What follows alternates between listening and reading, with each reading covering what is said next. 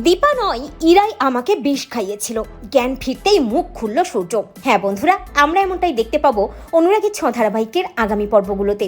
এই নার্স দীপা কিনা জানার জন্য তবলার বর্দা এবং বড় বৌদির বাড়িতে গিয়ে হাজির হয় অনির্বাণ। অন্যদিকে ইরা চোখে চোখে রাখতে থাকে এই নার্সকে।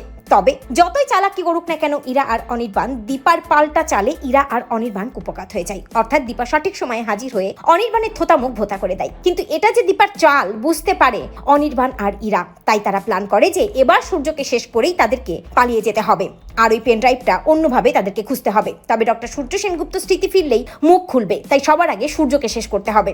এরপরে দেখা যায় যে রথের দিন সকলের চোখের আড়ালে সূর্যকে পয়জন ওষুধ খাইয়ে অসুস্থ করে ফেলে ওই ইরা, এবং সকলের সামনে দীপার উপর অভিযোগ দিয়ে বলে যে দীপা সূর্যকে মারতে চেয়েছে, দীপাই ওই ওষুধটা খাইয়েছে। বুঝতে পারে দীপা একমাত্র সূর্যই আছে যে কিনা পারে সত্যিটা সকলের সামনে বলতে।